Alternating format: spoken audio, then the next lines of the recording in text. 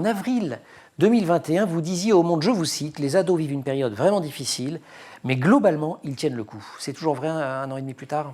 Alors oui, ils résistent malgré les multiples crises qui se succèdent les unes derrière les autres. Là, je parlais du Covid, ouais. Mais il y a toutes les autres crises et toutes ces choses toute cette incertitude qui gagne les ados, qui les touche et qui les touche plus encore que les adultes.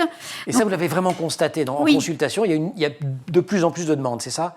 Oui, alors oui, il y a de plus en plus de demandes, mais surtout, il y a de plus en plus d'urgences, c'est-à-dire des situations de crise.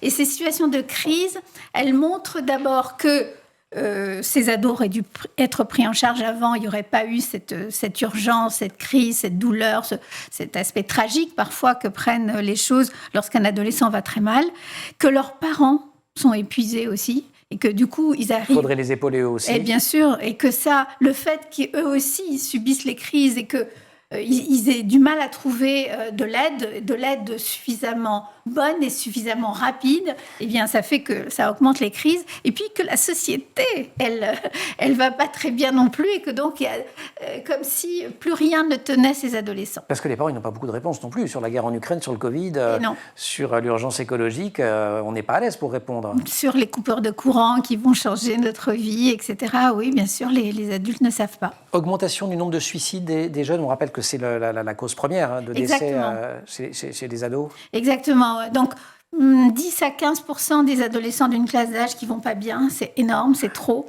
Et effectivement, à l'intérieur de ce chiffre, c'est cette réalité de perdre l'envie de vivre, de perdre l'envie de se battre, aussi de perdre l'envie de devenir adulte, parce qu'il y a ça qui est au fond en jeu. Et donc ça, c'est un vrai changement que vous observez. Oui, je pense que c'est là où j'observe le changement le plus important, c'est cette perte de l'élan vital, comme si, au fond, la vie ne valait pas d'être vécue.